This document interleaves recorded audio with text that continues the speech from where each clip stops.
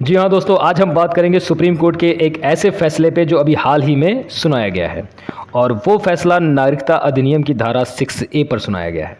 तो आइए जानते हैं कि धारा 6A नागरिकता अधिनियम की क्या है और सुप्रीम कोर्ट ने जो फैसला सुनाया है वो क्या है और ये जो धारा का प्रावधान बनाया गया था वो असम राज्य का जो समझौता हुआ था 1985 में, उस समझौते के प्रावधानों के अनुरूप ही ये धारा का प्रावधान बनाया गया था। तो ये सारा का सारा प्रकरण एक्चुअली है क्या, आज हम इस पर बात करेंगे। तो चलिए शुरू करते हैं आज का टॉपिक। हाल ही में सुप्रीम कोर्ट ने नागरिकता अधिनियम की धारा 6A पर एक अहम फैसला सुनाया है। यह धारा 1985 में असम समझौते के तहत बनाई गई थी। इसका मकसद उन लोगों को भारतीय नागरिकता देना था जो 1 जनवरी 1966 से 24 मार्च 1971 के बीच अवैध तरीके से असम में आ गए थे। सुप्रीम कोर्ट में इस धारा को चुनौती दी गई थी क्योंकि इसमें असम के लिए खास नियम बनाए गए थे जो कि देश के अन्य राज्यों से खासतौर से अलग थे। इस वजह से कुछ लोग को ऐसा लगता था कि यह असंवैधानिक है, यानी कि संविधान के खिलाफ है। अब हम बात करते हैं कि धारा 6A के मुख्य बिंदु क्या थे। धारा 6A के जो मुख्य बिंदु थे उनमें सबसे पहला बिंदु तो यही था कि 1 जनवरी 1966 से पहले असम में जो आकर बस गए थे उन्हें सीधे तौर पर भारतीय नागरिक माना जाएगा। दूसरा बिंदु यह था कि 1966 से 1971 के बीच आए हुए लोगों का क्या होगा।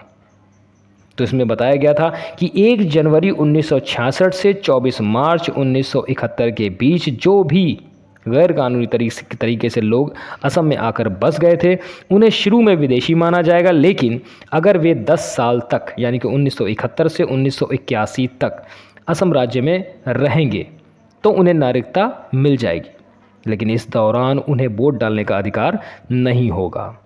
कहने का मतलब सीधा सा है, 1966 से अगर जो पहले आए हुए लोग थे उनको तो सीधे तौर पर नागरिक मान लिया जाएगा, लेकिन जो 1966 के बाद आते हैं और 1971 तक के बीच में अगर आ जाते हैं और वो यहाँ पर 10 साल तक रहते हैं लगातार, तो उनको नागरिकता तो मिल जाएगी लेकिन उन्हें 10 साल तक वोट डालने का अधिकार नहीं मिलेगा।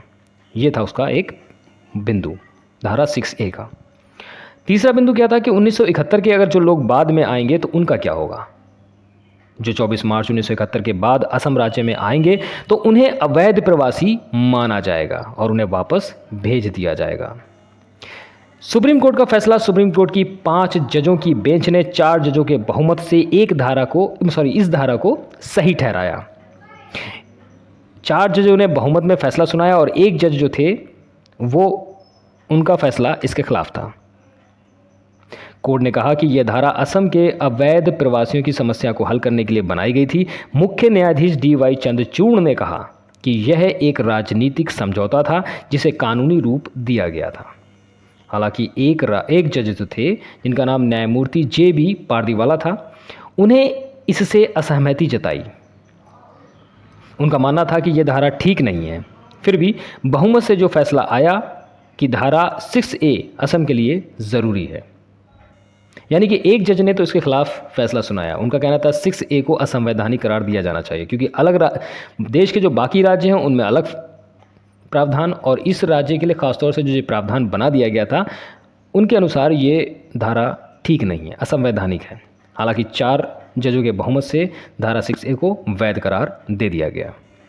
इस फैसले का असर जो है वो असम की जनसंख्या और उसके सामाजिक ढांचे पर पड़ सकता है क्योंकि असम में अवैध प्रवासियों की संख्या काफ़ी ज़्यादा है। देखिए, ये बहुत इंपॉर्टेंट चीज़ है क्योंकि असम राज्य देश का एक ऐसा राज्य है जहाँ पर जो गैर कानूनी रूप से जो घुसपैठ होती है प्रवासियों की, वो सबसे ज़्यादा है क्योंकि बांग्लादेश पास में है और उधर से आए हुए लोग सबसे ज़्यादा असम राज्य में ही प्रवेश करते हैं। तो इस फैसले से क्या होगा कि असम की जो जनसंख्या और उसका जो सामाजिक ढांचा है उस पर सबसे ज़्यादा असर पड़ेगा। असम समझौता 1985 की बात कर लेते हैं। असम समझौता 1985 एक ऐतिहासिक समझौता है जो असम में अवैध प्रवासियों की समस्या को हल करने के लिए किया गया था। क्योंकि उस टाइम क्या हुआ था कि उस वक्त गैर कानूनी रूप से जो बांग्लादेश के प्रवासी थे वो ख़ास तौर से असम राज्य में बहुत ज़्यादा घुसपैठ कर रहे थे। तो इसलिए उस वक्त का जो समझौता हुआ था ये इस समस्या को जो राज्य हमारा असम राज्य है वो जूझ रहा था इस समस्या से कि गैर कानूनी रूप से घुसपैठ हो रही थी।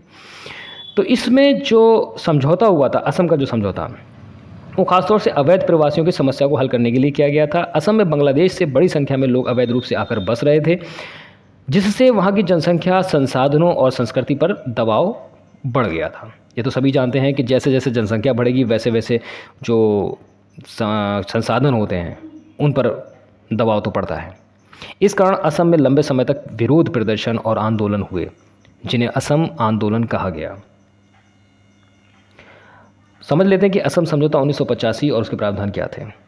यह समझौता जो हुआ था 1985 में असम का, तो ये 15 अगस्त 1985 को भारत सरकार, असम सरकार और असम आंदोलन का नेतृत्व करने वाले अखिल असम छात्र संघ, जिसे आसू के नाम से जाना जाता है, के बीच हुआ था।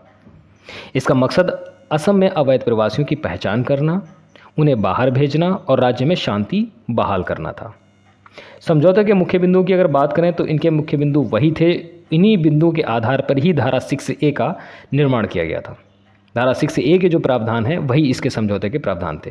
यानी कि 1951 से पहले आए हुए लोगों को क्या माना जाएगा? जो लोग 1 जनवरी 1966 से पहले असम में आकर बस गए थे उन्हें भारतीय नागरिक माना जाएगा। 1966 से 1971 के बीच में आए हुए लोगों को भारत की नागरिकता तो मिल जाएगी, लेकिन 10 साल तक अगर वो लगातार रहेंगे तब, और 10 साल तक रहने के बावजूद उनको वोट डालने का अधिकार नहीं दिया जाएगा। 1971 के बाद जो भी 1971 के बाद आए हुए लोग होंगे उनको 24 मार्च 1971 के बाद से देश के अंदर अवैध प्रवासी यानी कि गैर कानूनी रूप से घुसपैठिया माना जाएगा और उन्हें देश से बाहर भेज दिया जाएगा। असम समझौते के उद्देश्य की अगर बात करें तो इसका क्या उद्देश्य था? असम समझौते का जो मुख्य उद्देश्य था वो असम में अवैध प्रवासियों की समस्या को सुलझाना था, ताकि वहाँ की जनसंख्या का संतुलन बना रहे और राज्य में शांति कायम हो सके। इसके तहत असम की भाषा, संस्कृति और पहचान की रक्षा करने के लिए भी कदम उठाए गए थे। ये समझौता असम आंदोलन के दौरान हुए संघर्षों को ख़त्म करने और राज्य में स्थिरता लाने के लिए बहुत ही महत्वपूर्ण था।